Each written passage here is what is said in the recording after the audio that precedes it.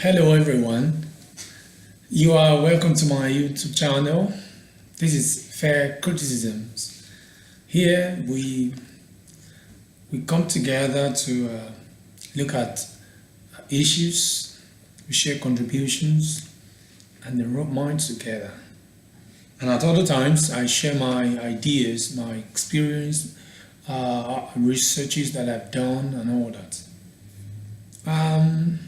Interestingly, I'm starting a very interesting series. Actually, it's from a book that I wrote. Yes, I wrote an 84-page book, although yet unpublished. If you might like to know, I'm an author.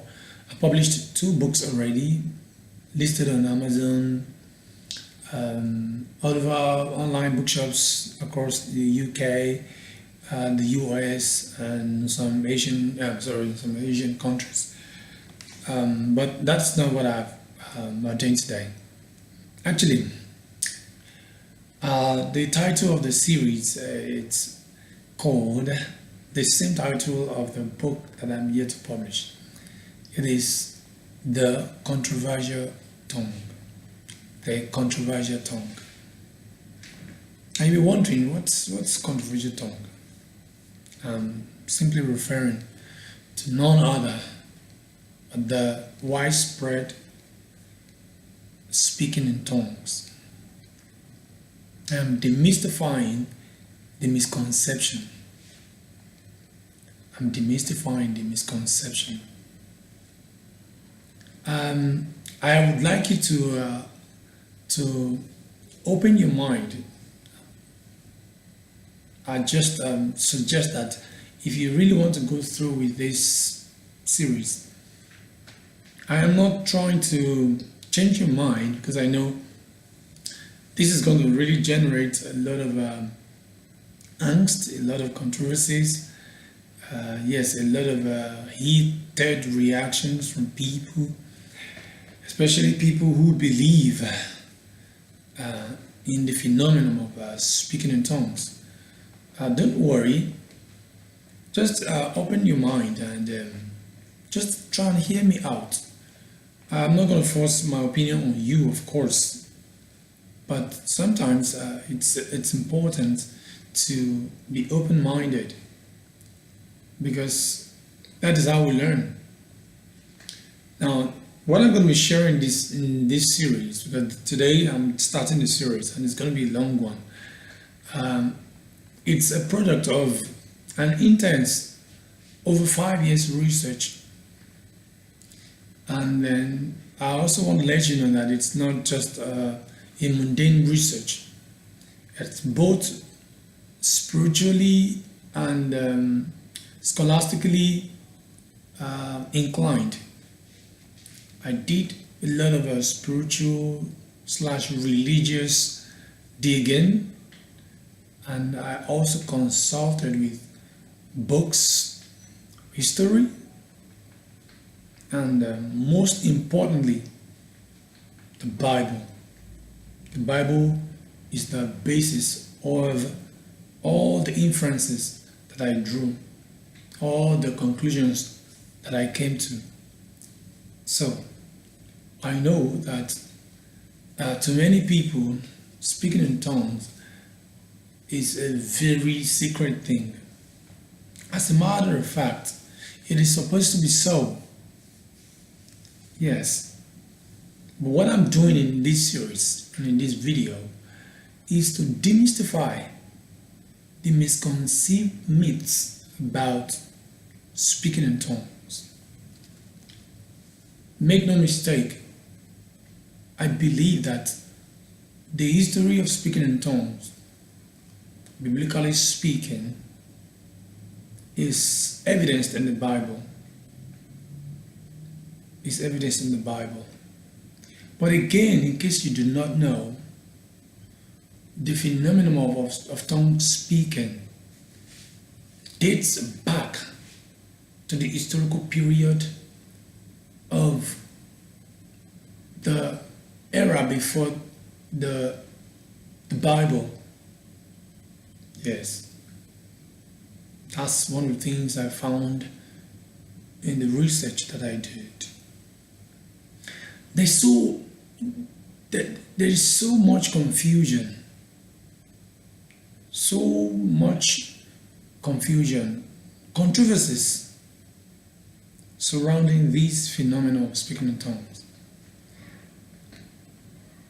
Frankly speaking, many people, many scholars, many writers have written an expose, a lot of researches, a lot of books written on this very topic. But I can assure you, you haven't heard most of the things that I'll be sharing with you. I have come from a different angle entirely. Yes. So I'll need you to relax, try to be open-minded. That's how you can actually, get the angle I'm coming from. Okay?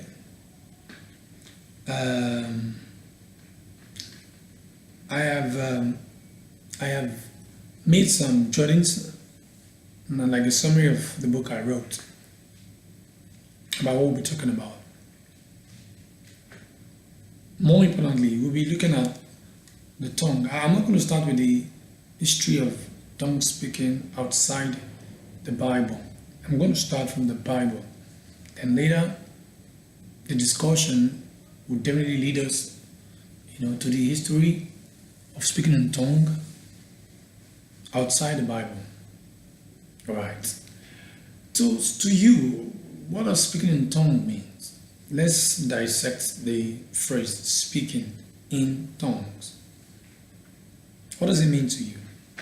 To speak and in tongues. So of course you know to speak, you know what it means. Tongues or tongue, as the case might be.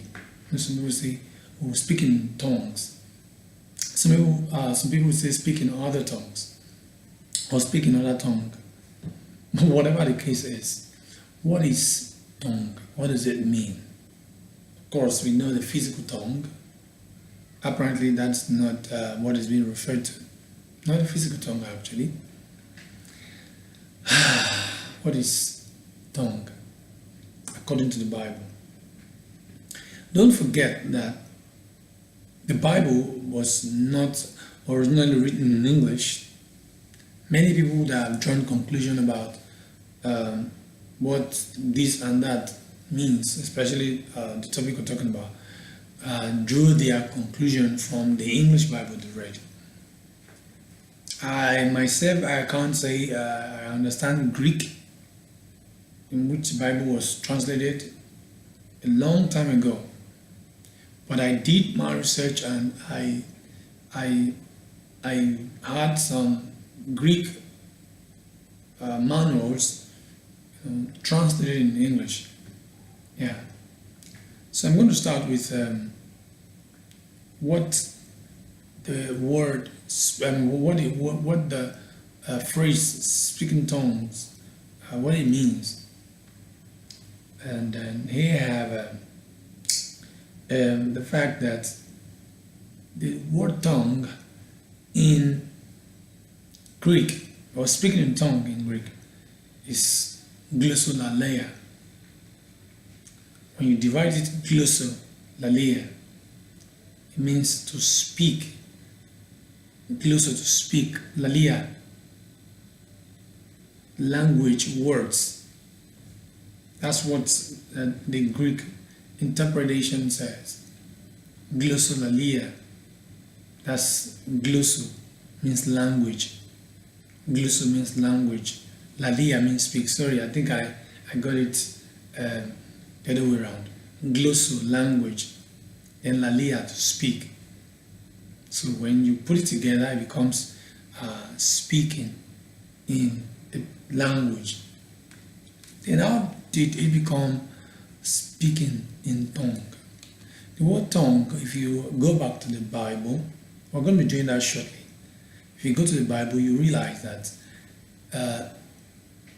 in the King James version of the Bible, the word tongue is mostly used in place of the word language. You can go to the Bible and find that. First of all, when you read the book of Genesis, where the story about Babylon, yes, you realize that after God scattered the people, then before He scattered them, they couldn't understand. They got confused their tongues. And when you read in the book of in the version King James, you realize the word tongue starts from there. Now I want you to connect all the dots as I progress. Tongue there refers to the languages people spoke. After God, confused them, they couldn't understand each other's tongue. As you can see, the word language is being referred to as tongue in the Bible. So when you keep reading, you get to the book of Daniel, you get the book of Esther. I'm going to make reference to this is just introductory. You see a reference to the word tongue, meaning languages. All right. So I'm sure there's no controversy about the fact that tongue means language. Very good. Very good. So I see here that what does the Bible mean about tongue? What does the Bible say about tongue? Specifically, the phenomenon of speaking in tongue is a New Testament topic. It's a New Testament topic. So I'm going to start from there. In the subsequent series, I'm going to be dissecting the entire Bible, the New Testament portion of the Bible, and we're going to look at what we can find about speaking in tongue from the book of Matthew to Revelation. Book of Matthew to Revelation. We look at each of them, what each of them has to say, any reference in any of them about speaking in tongue. That's what we do. It's very critical to this discussion, because I'm not going to be speaking out of the Bible or out of context. Even if I'm going to be making reference to history and the rest of it, the basis is the Bible. All right. I have some questions here, and I want you to think about it. I've asked this one, that what does the Bible say about other tongue, speaking in other tongues? What does it mean? Does it mean the language or languages of the angels, as some teachers of the Bible or pastors refer to spiritual language, as some other people would say? Some other people believe that it's a spiritual language used in communicating. We're going to look at a lot of misconceived idea about it, in some interpretation that some people give the meaning or what speaking in tongues means to them. So we're going to be looking at that. But my question, is it language of heaven? Is it a spiritual language? Is it what do they call it? Language of the angels? Is it a special prayer language?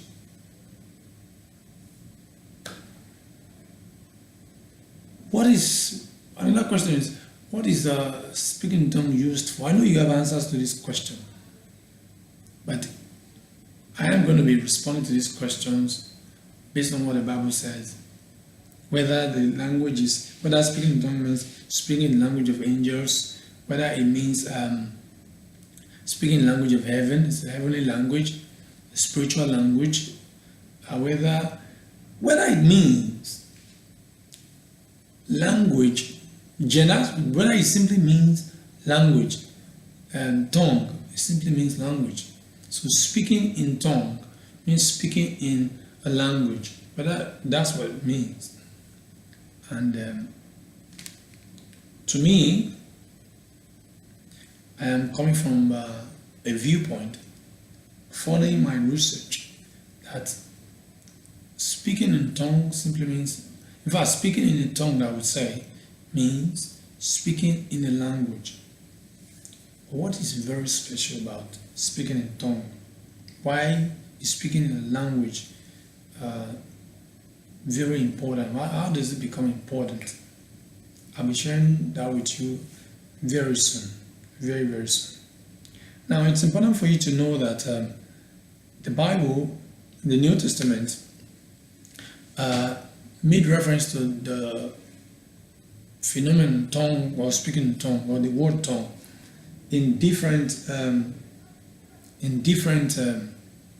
terms, in different words. You have words like there were words that are actually used to qualify or to modify the word. Let's just say to qualify, because it's a noun. So whatever that affects it actually qualifies it or describes it. So let's read the word describe. So the Bible uses the word new tongues, other tongues, strange tongues.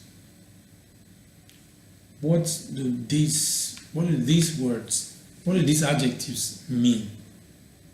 Because what is common in among most speakers of other tongue or of tongue, they don't just call it tongue; they call it other tongue. Other tongue. They are not wrong to call it other tongue, but what does the Bible mean when it calls it other tongue? In some places in the Bible, it is called new tongues. In some other places, it is called strange tongues. And then in some other versions of the Bible, in fact in the King James to be precise, in many places, there are very significant places, it's called unknown tongues. Unknown tongue or tongues. Unknown. But mark this, from archaeological digging, let me use the word like that. The word unknown in the old manuscripts that was translated was not found. The word unknown, from where the whole reference made in the Bible was drawn from. The word unknown was said not to be present. The translator used the word to actually drive home their intention, to drive home the meaning they are trying to pass across. Now, enough of our talking. Okay, before I go into the Bible, let me also ask this question in addition to the question I've asked. Are there two different kinds of tongues in the Bible? Some people have argued that there are two different kinds of tongues in the Bible. So say the one spoken by the disciples on the day of Pentecost, and that was a gift, and then the one we find today is the same one that was spoken on the day of Pentecost. Then the one Paul refers to in the book of Corinthians is a gift. It's not that same one. It's a gift. It's a spiritual gift to be used for. Of course, many people use tongues to pray. In fact, the only thing they use tongues to do is to pray, to communicate to God, to pray essentially. They use it mostly in prayer, right? So, are there two different kinds of tongues, right? Okay. Now, so let's go to the Bible but let me quickly say this. If you really want to understand this phenomenon very well, you need not to just stick to only one version of the Bible. I would advise you to download a Bible app called YouBible, Y-O-U Bible. It has over 20 versions of the Bible. See King James Version, New King James Version, Amplified Version, New UK Amplified Version, the ESV, RSV, Word Bible, New Living Translation, and so many, and then the message translation, and New International Version, NIV. So many versions, but the most popular ones are the ones I just mentioned: NIV, New Living Translation, Message Translation, New King James Version, and the rest of it, and the Amplified Version. So please, because you can't just read only King James Version and think you understand the Bible. That is not true. Part of what I wrote in my book is about the implication of language in the generated controversies about tongue. The implication of language. Language is a very, very sensitive phenomenon in itself. Language, if you do not speak a particular language, even if you speak the language, if you are not a native speaker who has an in-depth knowledge about a language, perhaps you just learned it, you are not likely to understand fully all the nuances of that language. You're not bound to understand some deep meanings that are very unique to the speakers of that language. Yeah, you will agree with me. For example, you are a Nigerian by birth, and maybe your native language is Yoruba, Igbo, Hausa, or you are from another part of the world. You're not from France, or you're not from a French-speaking country, and then you just learn French. No matter how much you learned about language, no matter an expert linguist you are in a language, it's so unlikely that you would understand the language in depth like those who are actually native speakers of the language. Yeah, it's highly unlikely that you will have 100% knowledge of the language. Even native speakers of a particular language cannot boast of understanding everything, all the meanings, all the cultural elements of the language. For example, let's say you're from the Yoruba tribe. If you didn't live with those old people who had lived through many years, many experiences, sometimes if they make a proverb or an adage, you will not understand what they mean. Yeah, that's exactly what I'm talking about. The same implication actually affects the phenomenon of speaking in tongues and some other concepts in the Bible. Let me give you an instance. King James Version will render some expression differently from the Message translation. Yes. For example, I just want to divert a little bit.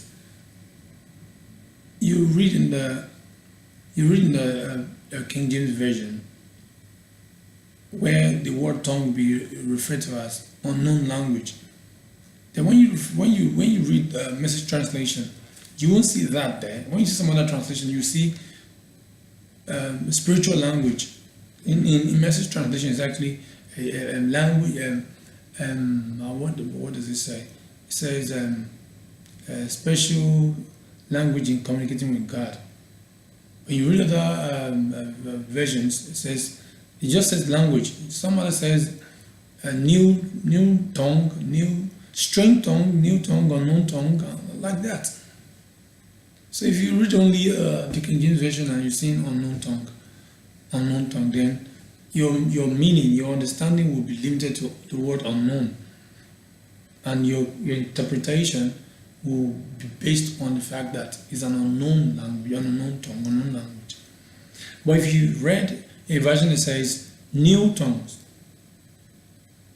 your meaning will be construed as language that is new from whichever angle you want to pick it from. So it's important that you have different versions of the Bible to give you a wider knowledge and understanding of concepts that you read from the Bible. Let me also remind you that this is also a spiritual, how would I put it? It's also a spiritual task, a spiritual exploitation. Yes, it's also a spiritual exploitation. Spiritual exercise actually, as a matter of fact. So don't just think, oh, it's just a mundane research done and spewing a scholastic finding. No, I prayerfully and laboriously did this research. So now let's go back to the Bible. I talked about the different synonyms and different adjectives that are used, to describe the word tongue. And we've established the word tongue means language, okay?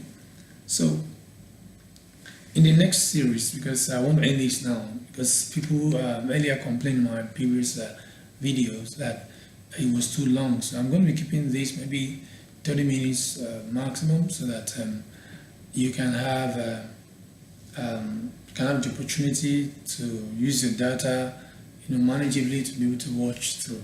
But before the next series, I want you to do some findings. Go to the Bible. Don't just base your idea or your own understanding of the concept on what your pastor or some teachers have taught you about it. No, don't count on it too much. You go to the Bible yourself.